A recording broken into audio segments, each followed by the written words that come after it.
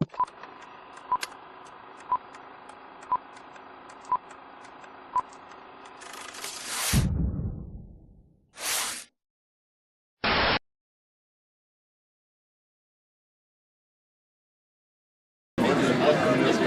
une croix d'aumônier militaire de la gendarmerie.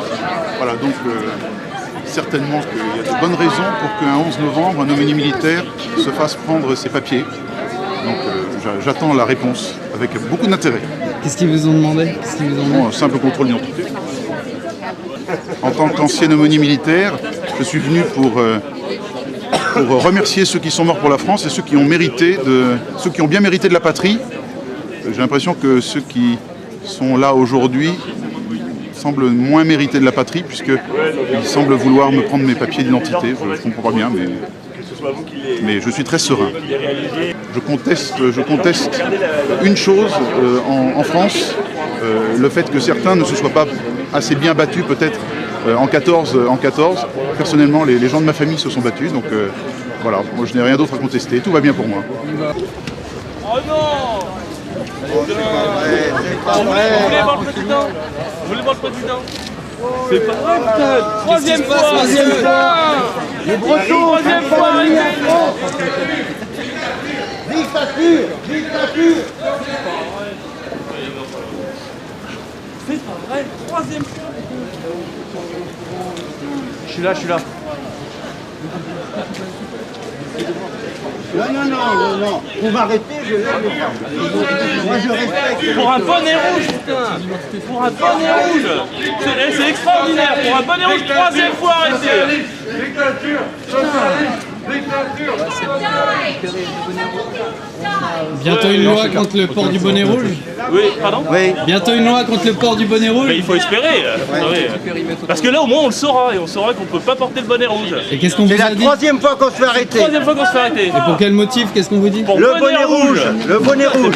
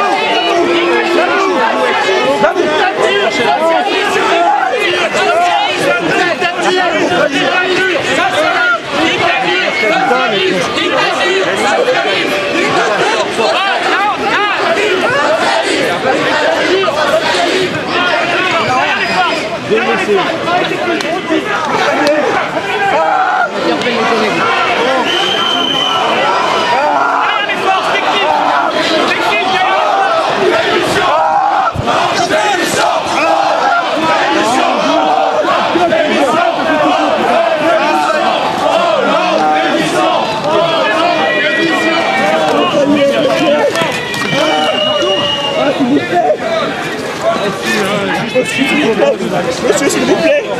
Monsieur, mon poignet. S'il vous plaît, monsieur. Monsieur, s'il vous plaît. S'il vous plaît, monsieur. C'est normal.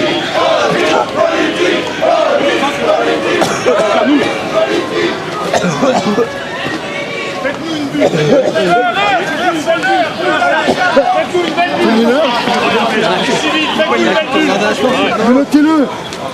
Attends. Voilà, technique, quoi.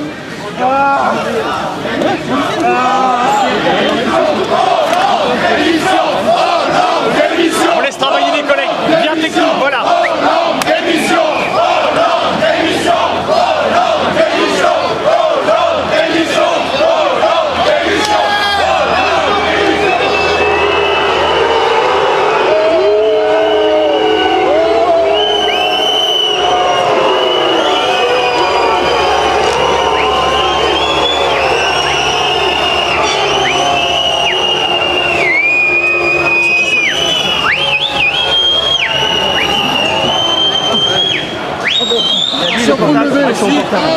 Attention, pour le lever.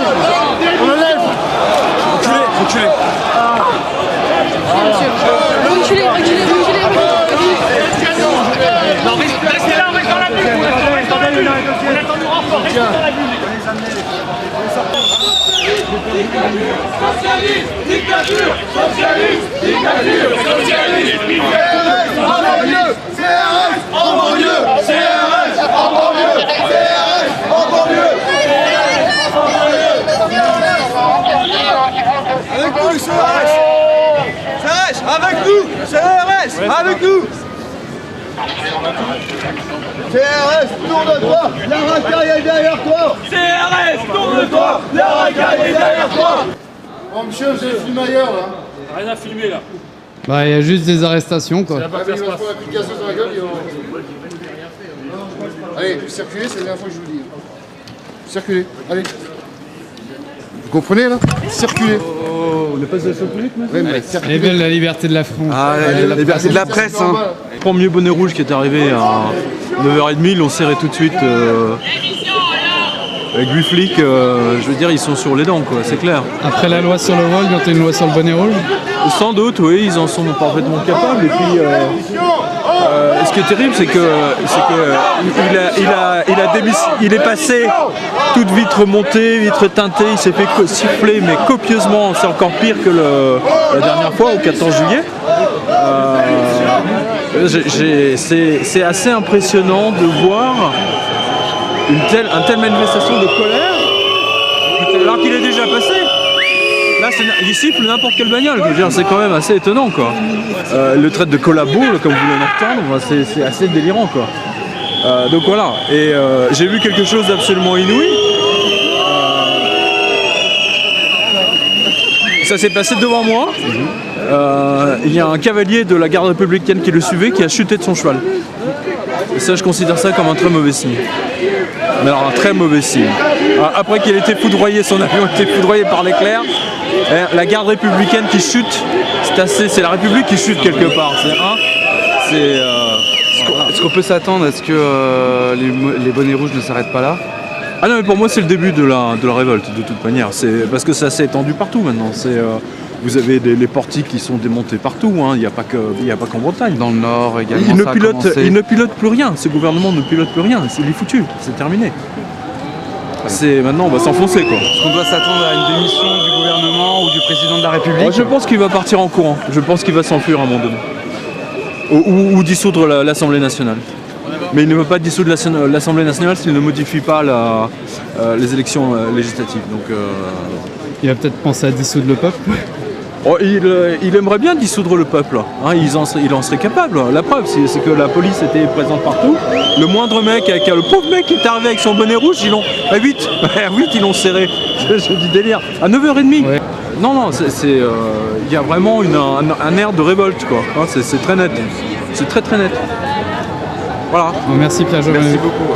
Contre nous de la tyrannie, les dollars sanglants élevés, les dollars sanglants élevés. Entendez-vous dans nos campagnes, mugir ces féroces soldats qui mènent. C'est chiffre pour les spoilers.